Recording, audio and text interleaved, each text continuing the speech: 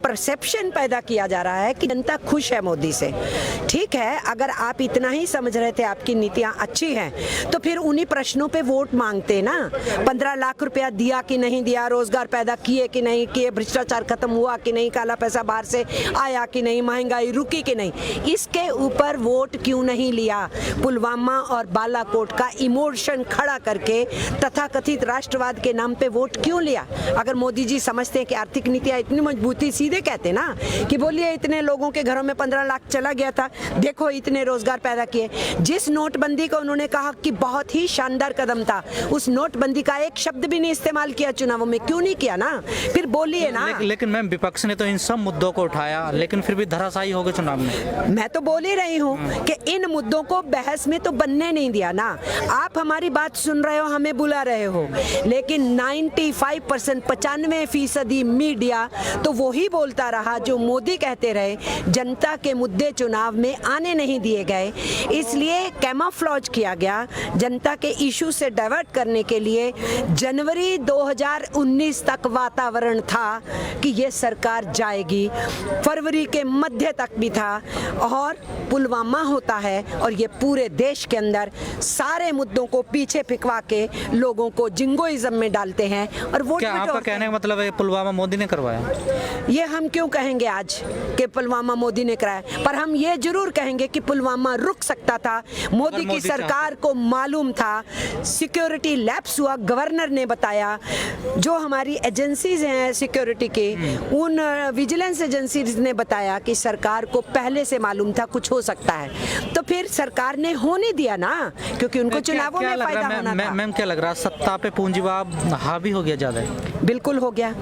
इस वक्त सत्ता इस देश के बड़े कॉरपोरेट घरानों के इशारों पे ही केवल चल रही है।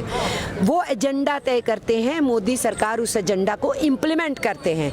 दूसरा है, विदेशी पूंजी के आगे नाच रही है मोदी की सरकार, और वहाँ जा करके इतनी बेशर्मी से हिंदुस्तान की बेइज्जती करते हैं और ट्रंप के लिए दूसरी टर्म में वो जीत जाएं उसका प्रचार करते हैं। ये कहाँ हमारे देश को पहुँचा दिया? प्रधानमंत्री पद की गरिमा तक नहीं रख रहे हैं हमारे देश के प्रधानमंत्री, और सैकड़ों वर्षों की हमारी खूबसूरत सभ्यता के अंदर सेंध लग रही है, भाईचारा खराब हो रहा है, मॉब लिंचिंग हो रही है। सरकार इन सब चीज़ों के ऊपर कोई जवाबदेही नहीं देना चाहती, क्योंकि वो चाहते हैं मजदूर, किसान, आम जनता बटे, नफरत में बटे, हेट्रेड करे, धर्म और जात में फंसे, और वो अपनी देश को बेचने की नीतियों को आगे बढ़ाते हैं। मोदी जी का तो स्लोगन है सबका साथ सबका विकास, तो आप कैसे कह रहे हैं? वो सबका साथ सबका विकास नहीं है। अगर उनका सबका साथ में केवल पूंजीपति हैं तो बिल्कुल ठीक है, वो उन्हीं का साथ ले रहे हैं, उन्हीं का विकास कर रहे हैं। आम जनमानस का तो साथ है नहीं। देखो, क्वेश्चन नारे का नहीं। लोग यही कहते हैं ना, जब तक पूंजीवाद आगे बढ़ावा नहीं देंगे, रोजगार नहीं मिलेगा, बड़ी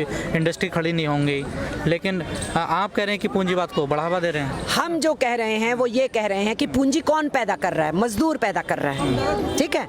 हम ये नहीं कह रहे हैं कि पूंजी अपना रोल नहीं अदा करेगी। हम ये कह रहे हैं कि जो श्रम पूंजी पैदा करता है, उसी श्रमिक का हिस्सा कहाँ है, उसकी जिंदगी दूभर क्यों हो रही है?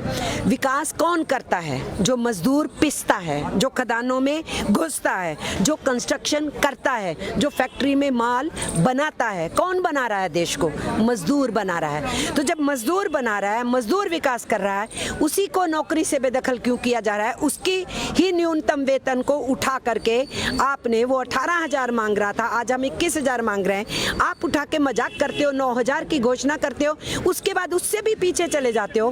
फिर पार्लियामेंट में आप 4,628 अनाउंस करते हो न्यूनतम वेतन। क्या करना चाहती है ये सरकार? ये भिखारियों की तरह इस देश के श्रमिकों, धन दौलत को पैदा करने वालों को भिखारियों की तरह ये सड़कों पे उतारना चाहते हैं, ताकि लोग इनके आगे मोहताज हो, ये पैसे के टुकड़े फेंके और उसके जरिए से लोगों की मानसिकता को जीतने की कोशिश करें। ये हम होने नहीं देंगे। लेकिन जो पार्टियां मजदूरों की, श्रमिकों की थी, आजकल वो पार्टियां कहाँ चली गई? क्या वजह होगी जो मजदूरों ने उनको नकार दिया?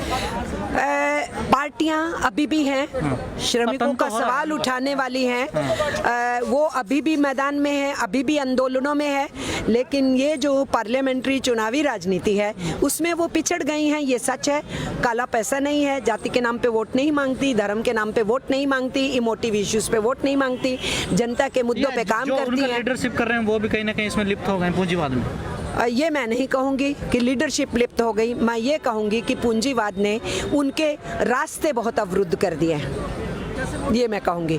और इसीलिए मैं ये साफ और स्पष्ट समझती हूँ, सड़कों के ऊपर रेले पेले तो बढ़ेंगे ही, हड़तालें भी बढ़ेंगी ही, या ये सरकार अपने रास्ते से बाज आए, देश को बेचना बंद करे और विदेशियों के आगे घुटने टेक के इस देश की स्वतंत्रता को नुकसान पहुंचाना बंद करे, और नहीं तो अपने बोरिए बिस्तरे को बांधने के लिए ये तैयार हो जाएं। अब ये लड़ाई रुकेगी नहीं जो हम लोगों ने वो शुरू तो किया। 50 साल का कह रहे हैं कि 50 साल राज। हाँ, 50 साल का कह रहे हैं, क्योंकि जहाँ से उनको संदेश आता है, जहाँ से दिमाग आता है, वो राष्ट्रीय स्वयंसेवक संघ से आता है, और वो फांसीवाद में यकीन करते हैं, और फांसीवाद ये मान के चलता है कि एक बार हम कुर्सी पे बैठ गए तो देखेंगे जनवाद कैसे चलेगा। इसीलिए जनवाद पे और संविधान पे हमला है, चूंकि वही रास्ता वो अपनाते हुए कहना चाहते हैं हम 50 साल रहेंगे। और इस देश के लोग जर्मनी या इटली के लोग नहीं हैं, इस देश के लोग हिंदुस्तानी हैं, सैकड़ों बरसों की हमारी सभ्यता है, वो सभ्यता में गहरी हमारी भाईचारा है। ये कोशिश जितनी मर्जी करके देख लें, इनके कुछ भक्त हैं जो गुंडागर्दी करते हैं, देश का आवाम आज भी एक है, एक दूसरे के साथ है, डेमोक्रेसी में विश्वास रखता है, संविधान में विश्वास रखता है, और उसी विश्वास और यकीन को हम ट्रेड यूनियंस जनता के उस यकीन और विश्वास से ताकत लेते हैं, और हम इस लड़ाई को आगे बढ़ाएंगे। हमें पूरा यकीन है कि इनके फांसीवादी इरादों को हम हिंदुस्तान में पूरा नहीं होने देंगे।